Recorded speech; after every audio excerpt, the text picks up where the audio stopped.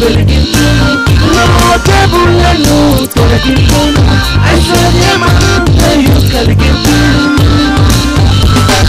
విశ్వాసంతో సాధ్యమే, సమస్తం సాధ్యమే.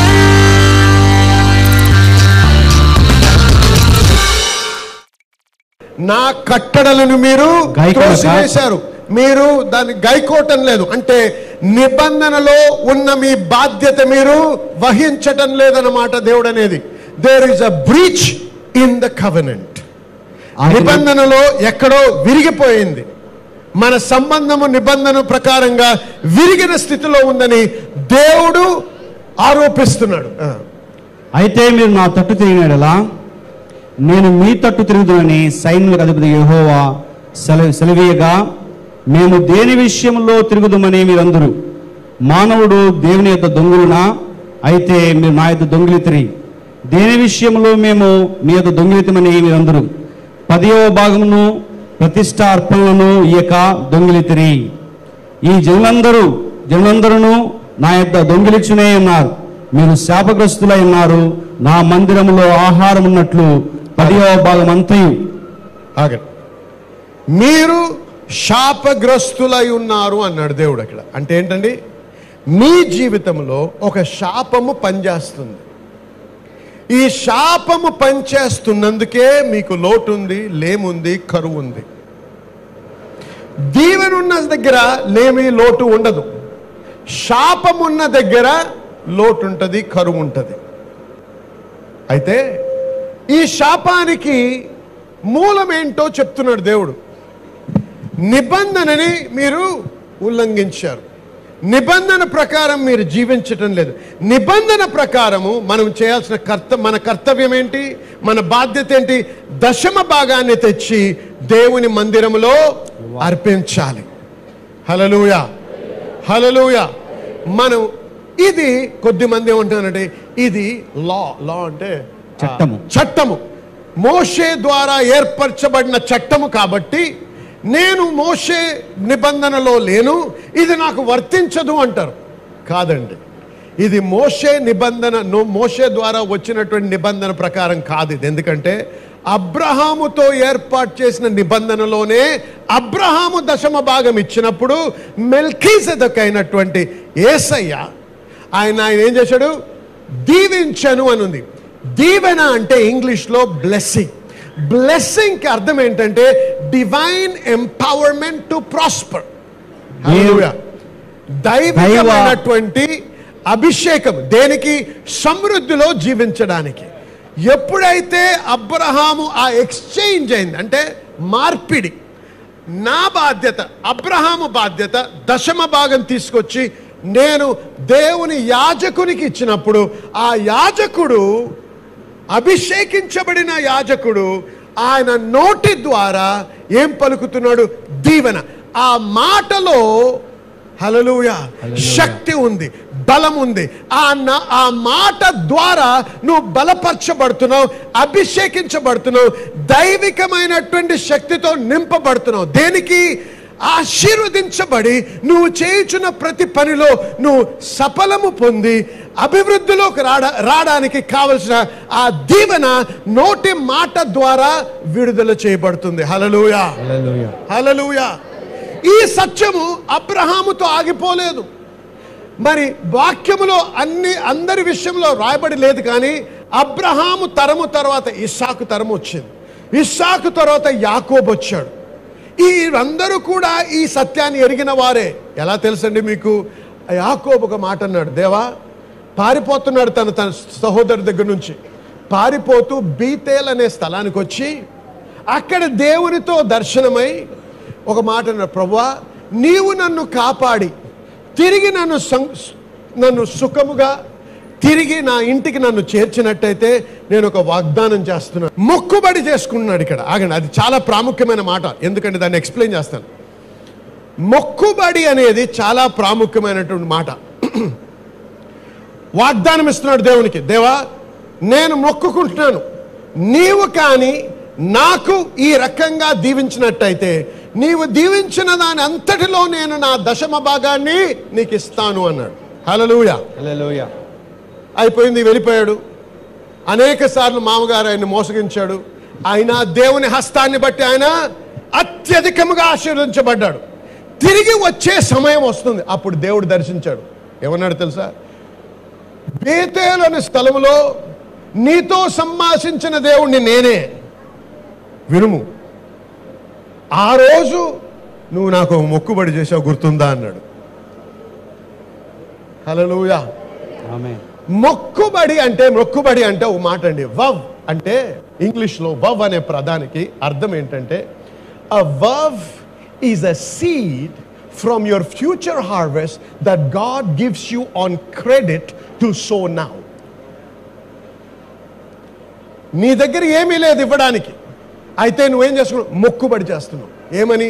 దేవా, నీవు కానీ అది చేస్తే నేను నీకు ఖచ్చితంగా ఇస్తాను. అంటే నా దగ్గర ఏమీ లేదు, కానీ నువ్వు నన్ను నమ్మి నన్ను ఆశీర్వదిస్తే నీవు నాకు క్రెడిట్ మీద, క్రెడిట్ అంటే అప్పుగా నాకు ఇస్తే, ఆమేన్, ఆ అప్పును నేను నీకు తిరిగి చెల్లిస్తాను అని.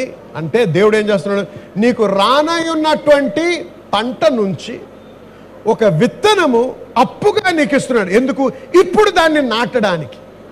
అందుకే ఆయన ఆశీర్వదించబడ్డప్పుడు ఏమన్నాడు?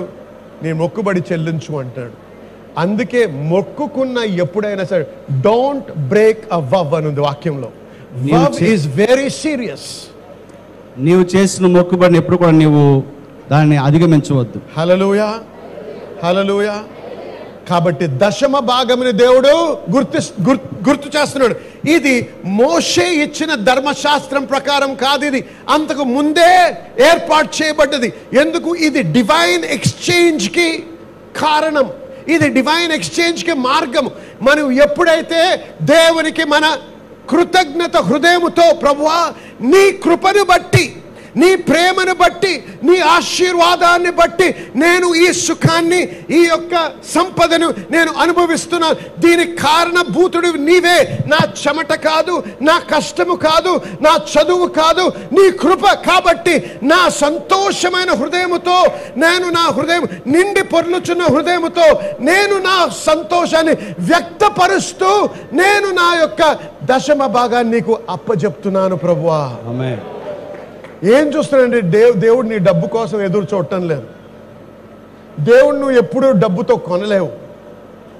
నేను ఇంగ్లీష్లో ఒక మాట అంటాను, God doesn't need anything you have, but you need everything he has.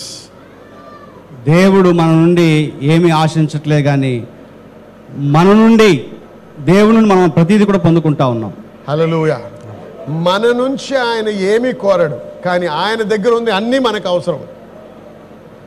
దాన్ని మనం ట్యాప్ చేయాలంటే, దాన్ని మనం పొందుకోవాలంటే ఇదొక మార్గం. కాబట్టి నీ దగ్గర ఉన్నది దోచుకోవడానికి ప్రయత్నం చేయటం లేదు దేవుడు, నీకు ఉన్నదాన్ని ఇంకా హెచ్చించడానికి ఒక మార్గం చూపిస్తున్నాడు. ఉన్న స్థితి నుంచి అభివృద్ధిలోకి నడిపించడానికి చూపిస్తున్న మార్గం ఇది. హల్లెలూయా. ఏమన్నా శాపము, లేమి అనే శాపము, కరువు అనే శాపము, ఆర్థిక ఇబ్బంది అనే శాపం నుంచి నువ్వు బయటికి రావాలంటే ఆ శాపము విరగొట్టబడాలి. హల్లెలూయా.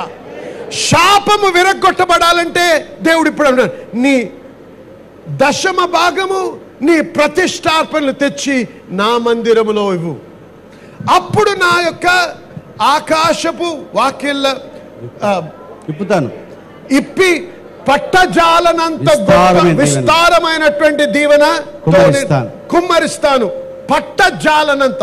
ఆగండి, ఎవరైనా ఇక్కడ దశమ భాగం ఇచ్చేవారు ఉంటారు కొద్దిమంది. మరి ఇచ్చినప్పుడు మీరు పట్టజాలనంత ఎప్పుడైనా పొందారా? పొందలేదు. ఎందుకు? మళ్ళీ ఆలోచన విధానం. మనం 100 రూపాయలు వేస్తే 100 అంతలు అనగానే 100 × 100 వేసుకొని 10,000 అనుకుంటాం. దాంతో 10,000 పట్టజాలనంతనా? కాదు. పట్టజాలనంత విస్తారముగా దేవుడు దీవిస్తాడంటే నువ్వు 100 రూపాయలు ఇస్తే దాన్ని 100 రూపాయలతో 100ని 100తో గుణించి మళ్ళీ ఇవ్వడం కాదు. నీకు ద్వారము విప్పబడినప్పుడు డబ్బు ఒకటే, లేకపోతే ఆర్థిక విషయంలో ఒకటే కాక అన్ని విషయాల్లో దేవుడు దీవించడానికి సిద్ధంగా ఉన్నాడు. ఆగండి, నువ్వు మిలియనీర్ ఎలాగవ్వాలి? నువ్వు ఇచ్చే డబ్బుతో కాదు, నీవు కృతజ్ఞతతో అర్పించే దశమ భాగము ఆ ఆకాశపు వాక్కులను విప్పజేసి దేవుడి నీ హృదయంలో నీ మనసులో ఇచ్చేటువంటి ఐడియాస్, కాన్సెప్ట్స్ అనేవి ఉంటాయి. ఒక తలంపు, ఒక కనెక్షన్, ఒక దైవికమైనటువంటి కనెక్షన్ ఏర్పడుతుంది. దాని ద్వారా గొప్ప విషయాలు మీ జీవితాల్లో జరగడానికి ఆస్కారం ఉంది. అయితే అది పొందాలంటే ఎదురు చూడాలి, విశ్వాసం అవసరం. మళ్ళీ ఆమేన్. సహోదరి దివ్య గారి పెద్దమ్మ గారి జీవితంలో దేవుడు అద్భుతమైన స్వస్థత కార్యం జరిగించున్నారు. మరి ఈ సహోదరి గారు పెద్దమ్మ గారు మరి హై షుగర్ తో, హై బీపీ లెవెల్స్ తో మరి హాస్పిటల్ అడ్మిట్ అవ్వడం జరిగింది. మరి డాక్టర్స్ ఇచ్చినటువంటి నివేదిక ఏంటంటే తినకింత ఇటువంటి పరిస్థితుల్లో మరి పక్షవాతం అన్న రావచ్చు, తన యొక్క ప్రాణానికి కూడా చాలా మరి హానికరంగా ఉన్నటువంటి స్థితిలో మరి యొక్క కుమార్తెన్నారని చెప్పారు. కానీ మన సంఘంలో మరి ఒకసారి ప్రార్థించినటువంటి నూనె గురించినటువంటి శక్తిని తెలిసినటువంటి ఈ యొక్క సిస్టర్ తన అమ్మగారికి మరి ప్రార్థించినటువంటి నూనె, మరి రాజమండ్రిలో ఉంటారు వారు, మరి ప్రార్థించిన నూనెను మరి ఉన్నటువంటి శక్తిని గురించి వివరించి అది ఇచ్చి ప్రార్థన చేయమని తనకి చెప్పడం జరిగింది.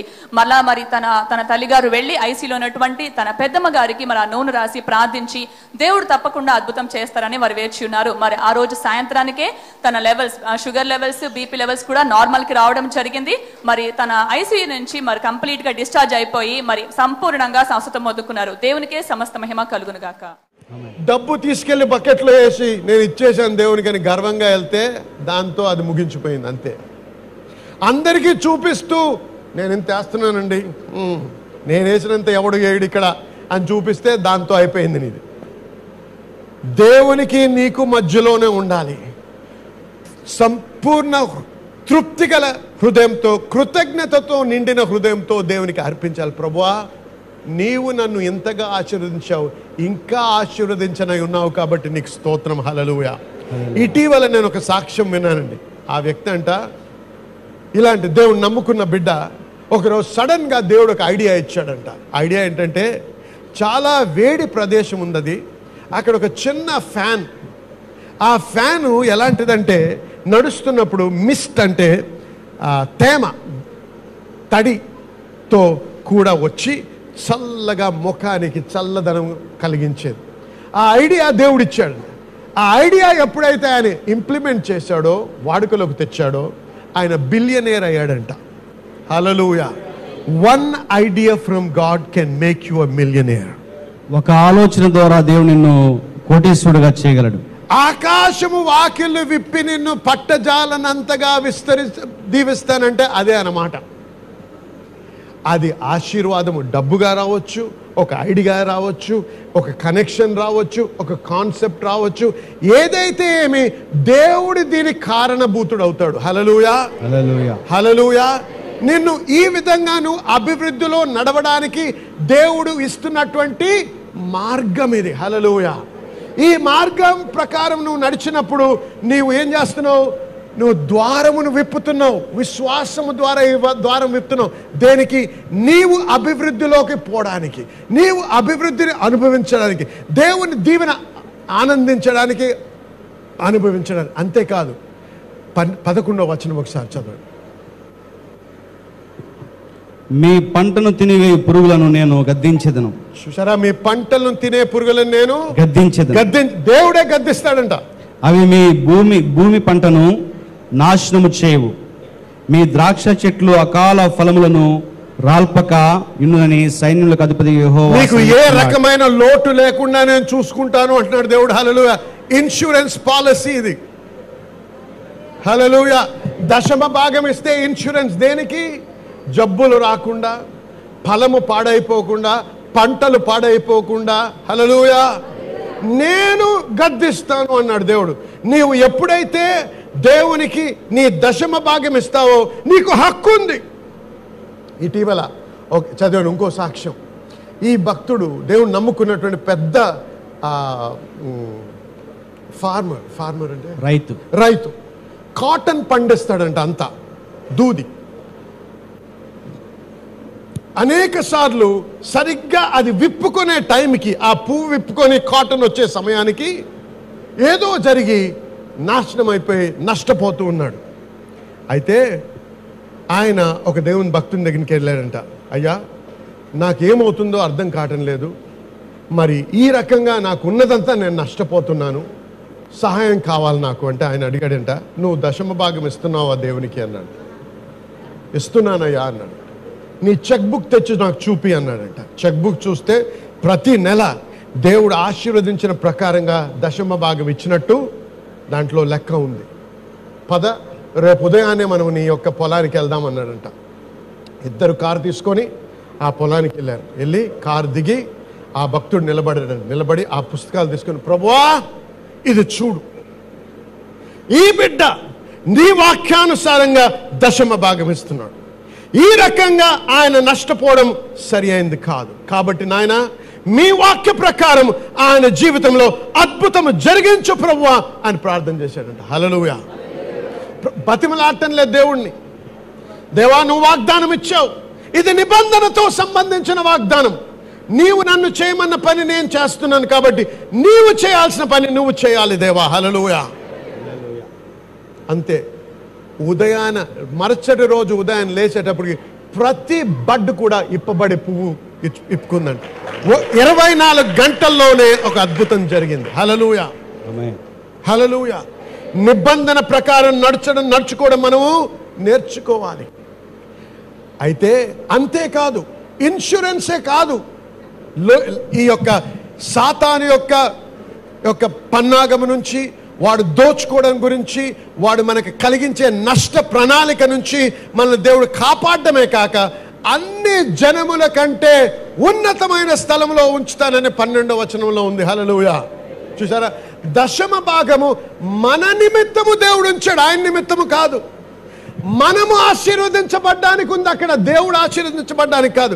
నీ మేలు కోరి, నీ ఆశీర్వాదము కోరి, నీ సమృద్ధిని కోరి నీకు ఒక మార్గం చూపిస్తున్నాడు దేవుడు. నీవు కానీ నమ్మి దేవుణ్ణి నీ దశమ భాగము ఒకసారి కాదు, 2 సార్లు కాదు, ఆపు లేకుండా దీవించబడ్డ ప్రతిసారి కూడా ఆయన ఈ దీవెన కారణభూతుడు ఆయన అని ఎరిగి తృప్తి కలిగి సంతోషముతో, దేవా నా కృతజ్ఞత హృదయముతో నేను నీకు అర్పిస్తున్నాను అర్పించినప్పుడల్లా దేవుడు వాకిళ్లను విప్పుతున్నాడు. ఆకాశపు వాకిళ్లను విప్పడమే కాదు, సాతాన్ని గద్దించడమే కాదు, నిన్ను హెచ్చిస్తూ ఉన్నాడు. హల్లెలూయా. గమనిస్తున్నారా? అర్థమవుతుందా మీ అందరికీ? అర్థమవుతుందా లేదా? దశమ భాగము సంఘం గురించి కాదు, పాస్టర్ గారి గురించి కాదు, దేవునికి కాదు, నీ మేలు నిమిత్తం. హల్లెలూయా, హల్లెలూయా. గమనించండి, దేవుడు God never moves according to your need, he moves according to seed. నీ అవసరం బట్టి దేవుడు కదిలింపబడ్డు కానీ నీవు విత్తనం వేసిన దాన్ని బట్టి ఆయన కదిలింపబడతాడు. హల్లెలూయా.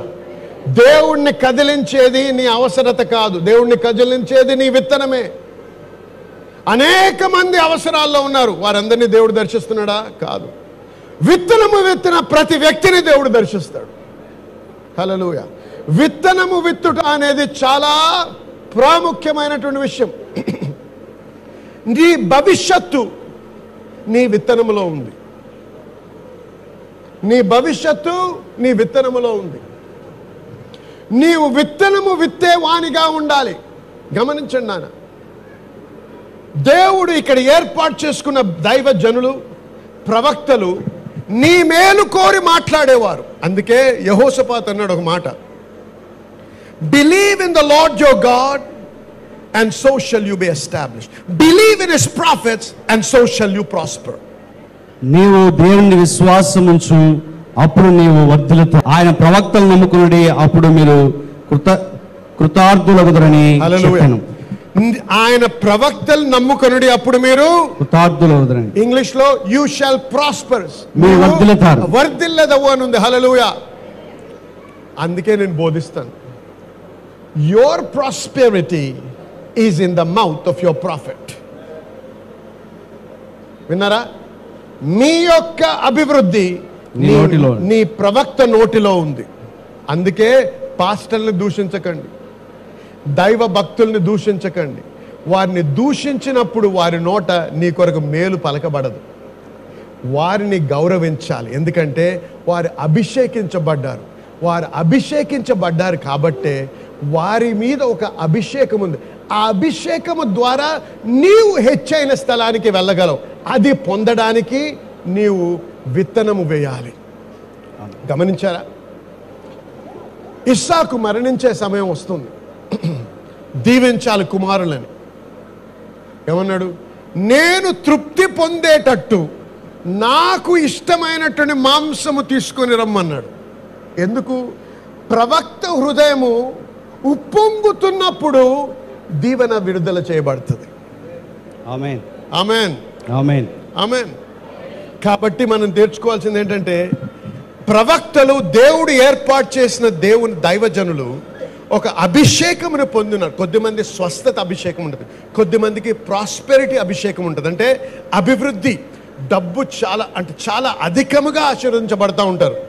రకరకాలైనటువంటి అభిషేకాలు ఉంటాయి. నీకు ఏ అభిషేకము కావాలో ఆ అభిషేకంలో విత్తనం నేర్చుకోవాలి. 2 రాజుల్లో 4వ అధ్యాయంలో ఒక షూనమైట్ స్త్రీ ఉంది. ఆ షూనమైట్ స్త్రీ ఆ మార్గాన ఎలీషా ప్రవక్త వెళ్తా ఉంటే ఈయన దైవజనుడు అని గుర్తించింది ఆమె. షూనమైటే కదా, దైవజనుడు అని గుర్తించి ఏం చేస్తుందండి? ఆయన బలవంతం చేస్తుంది, వచ్చి మా ఇంట్లో భోజనం చేయాలి. ఏం చేస్తుంది? గౌరవిస్తుంది. ఆమె చెప్పండి, దైవజనుణ్ణి గౌరవిస్తుంది. గౌరవించి ఆమెకున్న దాంట్లోంచి ఆయనకి ఇస్తుంది. ఇది తన భర్తతో మాట్లాడి, అయ్యా ఈయన ఖచ్చితంగా దైవజనుడు, ఈయన ప్రవక్త కాబట్టి ఈయన సంగతి మనం చూడాలి అని చెప్పి ఆమె ఖర్చుతో ఒక రూమ్ కట్టించింది.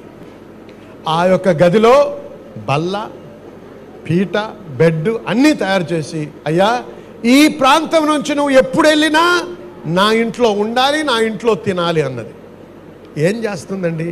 ఆ అభిషేకంలో ట్యాప్ చేస్తుంది. అభిషేకానికి ఎలాగ కనెక్ట్ అవ్వాలా అని చూస్తుంది ఆమె. ఎలా కనెక్ట్ అవుతుంది? ఇచ్చుట ద్వారా. విత్తనము విత్తుట ద్వారా, ప్రార్థన ద్వారా కాదు, విత్తనము విత్తుట ద్వారా. ఆమెను చెప్పండి, అర్థమవుతున్న వారు. అయితే ఒకరోజు ఎలీషా అన్నాడు, ఆమెకి ఏం కావాలో కనుక్కోనైనా అన్నాడు. నాకు ఏమీ అవసరం లేదన్నాడు. అయితే గెహజా ఏమన్నాడు? కాదండి, ఆమెకి బిడ్డలు లేరు, భర్త ముసలివాడు అన్నాడు. రా అన్నాడు. వచ్చే సంవత్సరం ఈ సమయానికల్లా నువ్వు మగ బిడ్డవు కందవు అన్నాడు. ఏ బిడ్డను కంటాడో కూడా చెప్తున్నాడు ఆయన. అది ప్రవచనము కాదు, అది డెక్లరేషన్, క్రియేటివ్ మిరకిల్ డెక్లరేషన్. అది ప్రవక్త పలికిన మాటను పట్టి ఏ శాపం ఉందో ఆ శాపం రివర్స్ చేయబడ్డది. హల్లెలూయా. అర్థమవుతుంది మీకు? ప్రవక్త మాటలో అంత శక్తి ఉంది. అందుకే యెహోషాపాతు ఏమన్నాడు? ఆ ప్రవక్తల మాటకు నువ్వు లోబడి దీవించబడు అంటున్నాడు. ప్రవక్తను నువ్వు గౌరవించినప్పుడే ఆయన మీద ఆ మనిషిని ఎత్తుపడ్డం కాదు, ఆ మనిషి మీద ఉన్న అభిషేకాన్ని నువ్వు గౌరవిస్తున్నావు. హల్లెలూయా, హల్లెలూయా. ఆయన్ని దేవుడిగా మార్చటం లేదు నువ్వు. ఆయన దేవుడు కాదు, నీలాంటి నాలాంటి మట్టి మనిషే. కానీ ఆయన మీద ప్రత్యేకమైన అభిషేకం ఉంది. ఆ అభిషేకంలో నీ సవాలుకు జవాబు ఉంది. అందుకే ఆ అభిషేకం నాకు అవసరం. ఆ అభిషేకం ద్వారా నేను ఉన్నతమైన స్థలానికి వెళ్ళగలను. అయితే అభిషేకంలో ఉన్నటువంటి ఆ యొక్క దీవెన నేను పొందాలంటే నేను విత్తనము విత్తాలి. హల్లెలూయా, హల్లెలూయా. ఎప్పుడైతే నువ్వు విత్తనం విత్తుతావో అప్పుడు నువ్వు ఖచ్చితముగా దానితో అనుసంధానమై ఆ అభిషేకం నుంచి నీవు దీవించబడతావు. అందుకే ఈరోజు నేను చేసే ఒక సాక్ష్యం మీకు చెప్తున్నాను. ఏ దైవజనుడు మా దగ్గరకు వచ్చినా ఆయన మీద ఉన్న అభిషేకాన్ని నేను కోరితే ఎప్పుడైనా సరే అది మామూలుగా ఇచ్చేటువంటి విత్తనము కాదు మేము ఇచ్చేది. ఎప్పుడు కూడా విభ్రాంతిని పొందించేంత విత్తనం ఇస్తాం. మాకు కాదు విభ్రాంతి, పొందిన వ్యక్తి విభ్రాంతి పొందుతాడు. ఎందుకు? ఆయన సంతోషపెడుతున్నాడు. ఎందుకు? ఆయన మీద అభిషేకము దేవుడు గమనించి ఆ అభిషేకంలోంచి నేను ఆశీర్వదించబడాలి. ఎప్పటి నుంచి అయితే నేను ఇది మొదలు పెట్టానో అప్పటి నుంచి నేను బహుగా ఆశీర్వదించబడుతున్నాను. దశమ భాగము నా భార్య నేను తెలిసిండి ఎప్పుడు కూడా ఇవ్వకుండా లేము. మర్చిపోయి ఎప్పుడన్నా అయి ఉండొచ్చేమో, కానీ తెలిసిండి అబ్బా ఇది ఎప్పుడు దేవునికి ఇవ్వాలా అని ఎప్పుడు సనుక్కోలేదు. ఎందుకంటే మాకు తెలుసు ఆయన లేకపోతే అంతా శూన్యమే. మేము ఈరోజు ఇంత దీవెన అనుభవిస్తుంటే కారణభూతుడు ఆయనే. కాబట్టి ఆయనకి చెల్లేది మేము చెల్లించాలి. ఏమన్నాడు? ఇది నాది అన్నాడు. దశమ భాగము నాది. అందుకే దేవుడు నువ్వు దొంగిలిస్తున్నావు అంటాడు. గమనించండి, ఇది నా గడియారం. ఎవరికైనా ఇస్తే అది నాదే కానీ నీకు ఇచ్చాను, 3 రోజులతో నాది నాకు ఇచ్చే అంటే, లేదు నాదే అంటే అదేంటి? దొంగతనం. అంతేనా? అది నీదవుతే నేను దొంగతనం అనగలనా? అనలేను. దశమ భాగము నాది అన్నాడు దేవుడు. కాబట్టి దోచుకున్న సొమ్మును నువ్వు వాడుకుంటే శాపాన్ని నువ్వు ఆకర్షిస్తావు. సాతాను నీ యొక్క ఆర్థిక విషయాల్లో బహుగా నిన్ను బాధ పెట్టడానికి నీవే ద్వారం విప్పుతావు. నువ్వు ప్రార్థన చేస్తావు, ఉపవాసం ఉంటావు, ఏం లాభం? దేవుని వాక్యాన్ని ఉల్లంఘిస్తున్నావు, దేవుని వాక్యానికి వ్యతిరేకంగా పనిచేస్తున్నావు. ఎలా పనిచేస్తావు చెప్పండి? పనిచేయదు. అందుకే ఏమన్నాను, ఈ విషయము ఇది నిబంధనకు సంబంధమైనటువంటి విషయము. నిబంధనలో నువ్వు ఉన్నావని గమనించు. దశమ భాగము ఖచ్చితంగా ఇవ్వు. దేవునికి కృతజ్ఞత అర్పణలు చెల్లించు. అభిషేకములో నువ్వు విత్తనం విత్తు. దేవుని నుంచి నువ్వు ఆశీర్వాదము. హల్లెలూయా. మీలో అనేక మంది మాకు ఉత్తరాలు రాస్తున్నారు, మరి ఫోన్ కాల్స్ కూడా చేసి చెప్తున్న విషయం ఏంటంటే మీరు ఎంతో ఆశీర్వదించబడుతున్నారని. ఇది మాకు ఎంతో సంతోషాన్ని కలిగిస్తుంది, మాకు ఎంతో ప్రోత్సాహాన్ని కలిగిస్తుంది. దయచేసి అలాగే మీరు రాస్తూ తెలియపరుస్తూ ఉండండి. మరి మీకు ఇది ఆశీర్వాదకరంగా ఉంటే మరి మీరు మాతో పాటు భాగస్వాములై ఇంకా అనేక మందికి ఈ వాక్యం ప్రకటించడానికి సహాయపడమని మిమ్మల్ని ప్రోత్సహిస్తున్నాం కూడా. ఎందుకంటే వాక్యంలో ఖచ్చితంగా ఒక ఆశీర్వాదం గురించి రాయబడింది. ఎప్పుడైతే మనం దేవుని యొక్క రాజ్యంలో విత్తనం విత్తుతామో ఆ విత్తనానికి 100 ఫలం దేవుడు మనకు అనుగ్రహిస్తారని. ఎప్పుడైతే మన రాజ్య విస్తరణ కొరకు మనం పనిచేస్తామో, దేవుని యొక్క రాజ్యం విస్తరించాలని చెప్పి మనం విత్తనం నాటుతామో, ఆ విత్తనాన్ని బట్టి దేవుడు మనల్ని ఎంతగానో అన్ని విషయాల్లో, మన కుటుంబ జీవితంలో, మన ఆర్థిక విషయాల్లో, అన్ని విషయాల్లో కూడా దేవుడు మనల్ని దీవిస్తాడు. కాబట్టి ఈ యొక్క ప్రసారము మిమ్మల్ని ఆశీర్వదించుతున్నట్టయితే, ఈ వాక్యములో మీరు బలపడుతున్నట్టయితే, మీ వలె అనేకులు ఆశీర్వదించబడాలని మీకు ఆశ ఉంటే, మరి దేవుని యొక్క రాజ్యం బాగా కట్టాలని మిమ్మల్ని మనవి చేస్తుంది ఏంటంటే, మాతో పాటు మీరు భాగస్వాములు ఉండి మనము కలిసి దేవుని రాజ్యం బహుబలంగా కడుతూ విస్తరించడానికి మనము ప్రయాసపడదాం. దేవుడు మిమ్మల్ని దీవించుగాక.